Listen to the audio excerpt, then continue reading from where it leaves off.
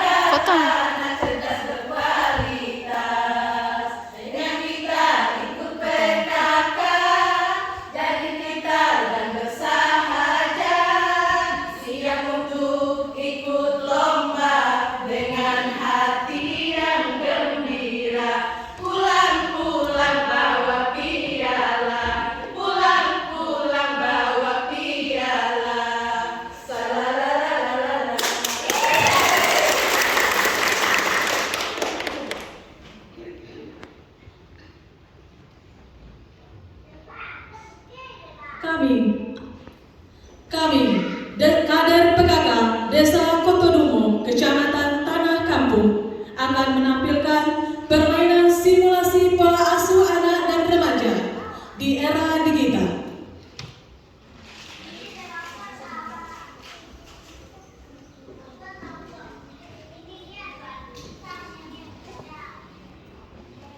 Menyanyikan lagu Indonesia Raya dan diteruskan dengan Mars PKK.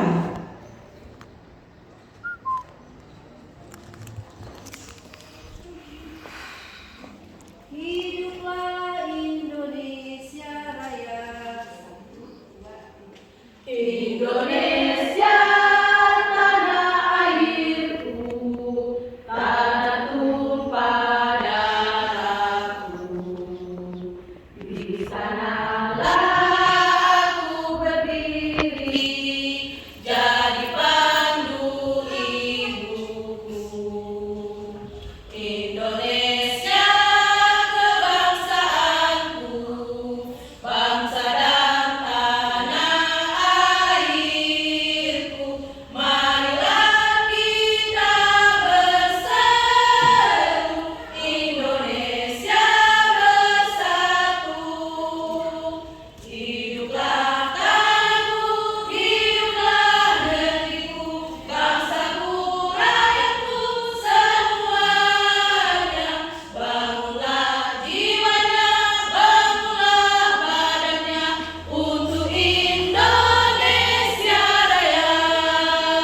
Indonesia Raya, merdeka, merdeka, tanahku, negeriku yang ku cinta.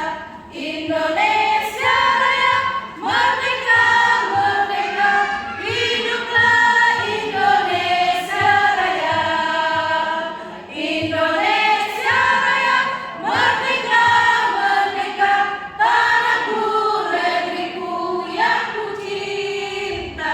Indonesia Raya, merdeka, merdeka, hiduplah Indonesia Raya.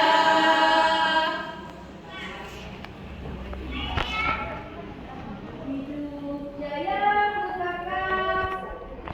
Marilah hai semua rakyat Indonesia membangun segera, membangun keluarga yang sejahtera dengan PKK. Hayatilah dan amalkan Pancasila untuk negara. Hiduplah Surabaya, bangun badan dan tanda, umat sehat sentosa. Kata laksana di dalam rumah tangga, rapi dan indah. Biarlah putra berpribadi bangsa, tampil dan sehat. Kembangkan koperasi, jagalah lingkungan dan sekitarnya. Aman dan bahagia keluarga berencana, hidup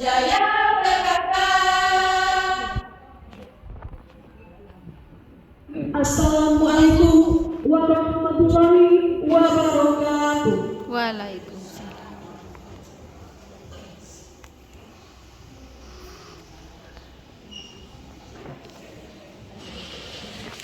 Puji syukur kita panjatkan kehadirat Allah Subhanahu wa Ta'ala yang telah memberikan kesehatan dan kesempatan sehingga kita bisa hadir pada hari ini dalam acara permainan simulasi pola asuh anak dan remaja era digital.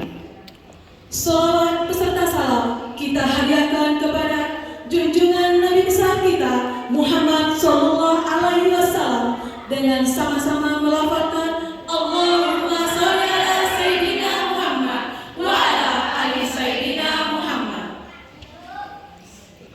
Mengawali pertemuan kita, marilah kita membacakan basmalah. Bismillahirrahmanirrahim. Baiklah ibu-ibu, selanjutnya izinkan saya untuk memperkenalkan para pemain pola asuh anak dan remaja era digital. Saya, Ibu Karlinawati sebagai fasilitator. Di sebelah kanan saya ada Ibu Fitrianti sebagai narasumber, dan sebelah kiri saya ada Ibu Irawati sebagai notulen. Sebagai pemain satu ada Ibu Aulia Wulandari. Sebagai pemain kedua ada Ibu Sri Ayu Lestari. Ibu Yentil ketiga sebagai pemain ketiga. Dan terakhir ada Ibu Fitri William sebagai pemain keempat. Ibu-ibu semuanya, apa kabar? Alhamdulillah baik.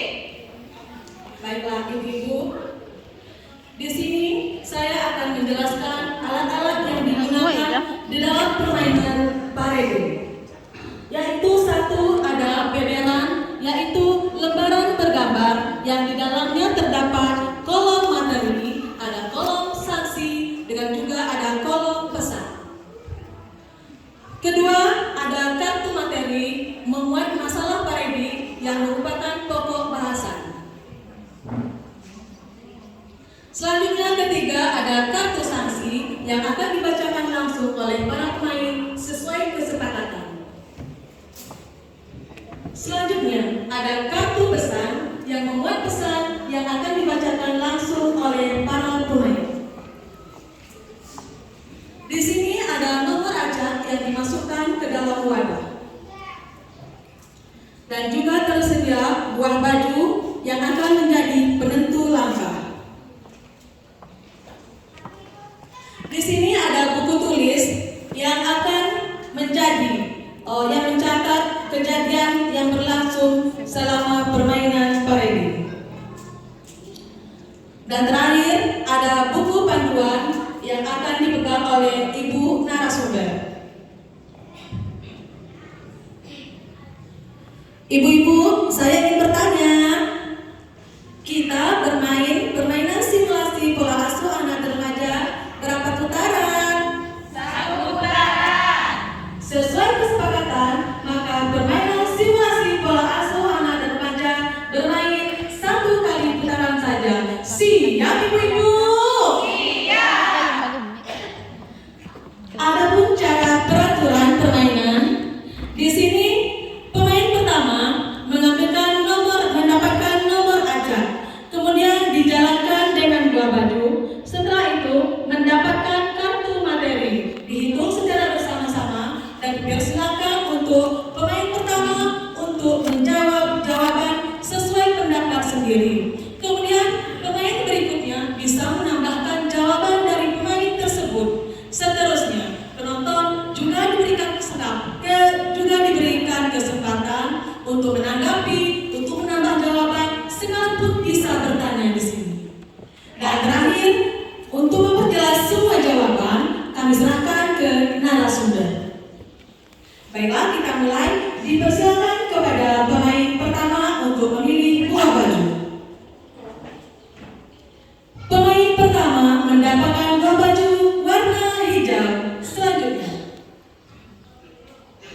pemain kedua mendapatkan buah baju warna merah. Selanjutnya, pemain ketiga mendapatkan buah baju warna kuning.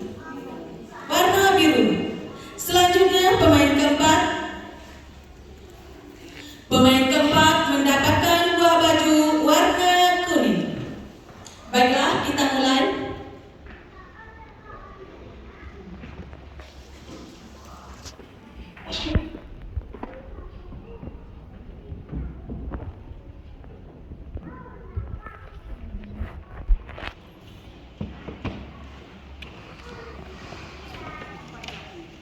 Pemain pertama mendapatkan kartu materi 14. Mari kita hitung secara bersama-sama.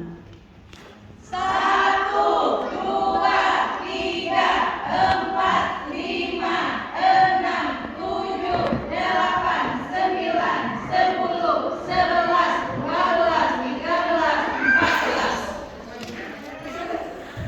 14. Pemain pertama mendapatkan kartu materi 14. Silakan kepada pemain pertama untuk membacakan kartu materi. Terima kasih kepada fasilitator. Saya mendapatkan kartu materi nomor 14. Pertanyaannya adalah, apakah yang dimaksud dengan KDRT? Baik, saya akan menjawab. Menurut pendapat saya, KDRT adalah suatu perbuatan yang dilakukan terhadap seseorang, terutama kepada perempuan, yang menimbulkan kesengsaraan seperti kekerasan berupa kekerasan fisik, kekerasan psikis, kekerasan seksual, dan juga penelantaran dalam keluarga. Terima kasih. Bagaimana pemain kedua, 3 dan 4? Apakah ada yang ingin menambahkan jawaban?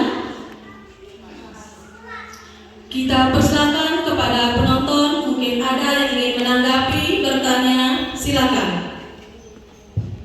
Silakan kepada penonton untuk berdiri.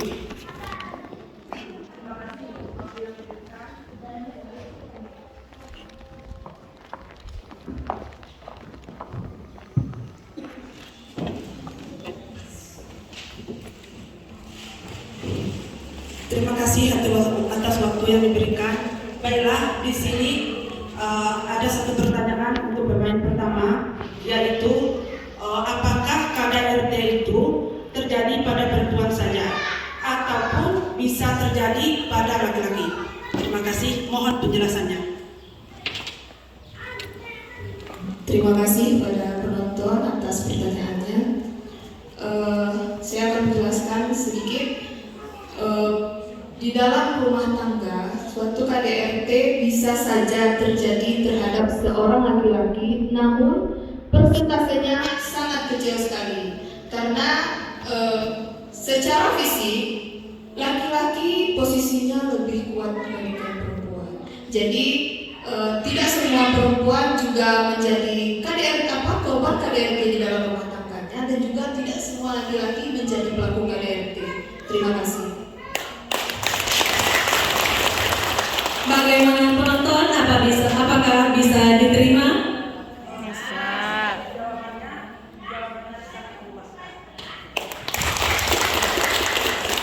Setelah kita mendengarkan jawaban dari pemain pertama dan juga pertanyaan dari penonton, sekarang kita persilakan kepada narasumber untuk menjelaskan jawabannya.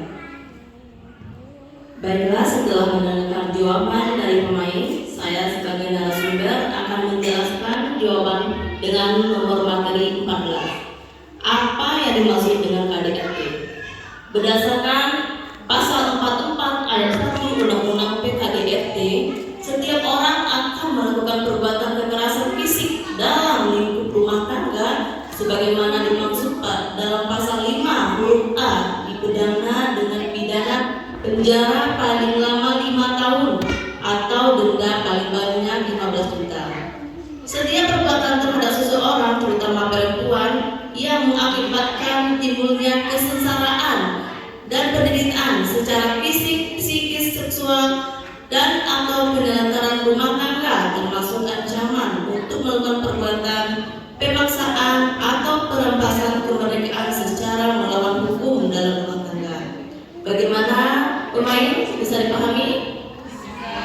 Terima kasih. Selanjutnya kita ke pemain kedua.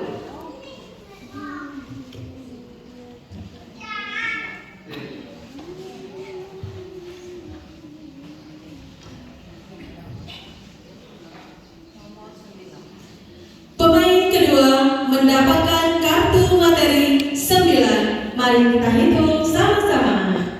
1, 2, 3, 4, 5, 6, 7, 8, 9. Silakan kepada pemain kedua untuk membacakan kartu materi 9. Terima kasih Ibu Fasilitator.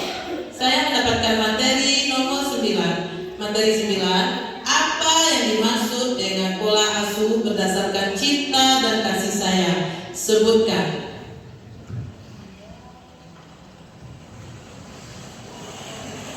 Baiklah, menurut pendapat saya, pola asuh itu sendiri pola pengasuhan orang tua terhadap anaknya. Bagaimana cara orang tua memperlakukan anak, mendidik, membimbing, mendisiplinkan anak, kemudian melindungi anak menuju proses kedewasaannya. Nah, pola asuh berdasarkan cinta dan kasih sayang. Yang pertama, pola asuh dengan menghargai anak, dengan menjalin hubungan yang baik antara orang tua dan anak. Karena hubungan yang baik antara orang tua dengan anak tersebut dapat meningkatkan kepercayaan terhadap orang lain dan terhadap dirinya sendiri. Nah, kemudian yang kedua, pola asuh dengan cara mendengarkan anak dalam segala hal, memberikan waktu yang cukup untuk anak, orang tua bersahabat dengan anak. Kemudian yang ketiga, pola asuh dengan mengedepankan kepentingan dan perlindungan terhadap anak, sehingga anak merasa aman, nyaman, dan bahagia. Nah, yang keempat, pola asuh tanpa kekerasan, tidak memaki, tidak membentak, karena dampaknya sangat buruk sekali terhadap psikologis anak itu sendiri. Oleh karena itu, kasih sayang orang tua sangat mempengaruhi kecerdasan dan kreativitas dalam mengembangkan potensi anak yang ada. Karena tidak ada kasih sayang yang lebih besar dari kasih sayang kedua orang tuanya, dan tidak ada pengasuhan yang lebih baik dibandingkan pengasuhan kedua orang tuanya. Terima kasih.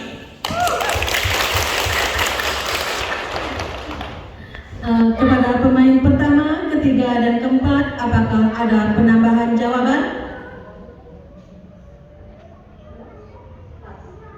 Selanjutnya dipersilakan kepada penonton, apakah ada yang ingin menanggapi atau menambahkan jawaban?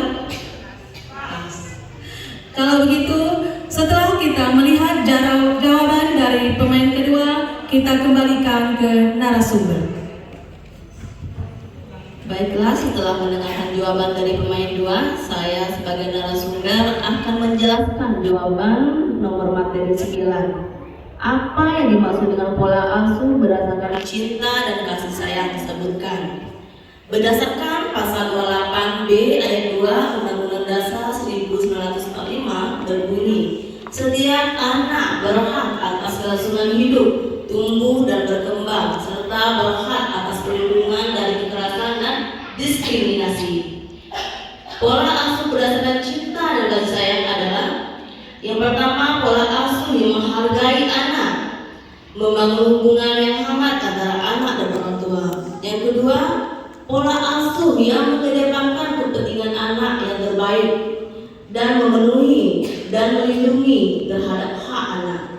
Yang terakhir, pola asuh tanpa kekerasan. Dengan pemberian kasih sayang yang baik, maka potensi anak akan mampu berkembang secara baik. Kasih sayang orang tua akan sangat mempengaruhi kecerdasan anak, terutama pada usia emas. Interaksi yang baik antara orang tua dengan anak akan mampu mengoptimalkan segala kemampuan yang ada pada anak. Terima kasih. Dari mana pemain? Bisa dipahami? Ibu-ibu, masih semangat? Biar lebih semangat, ayo kita tepuk semangat. Tepuk semangat.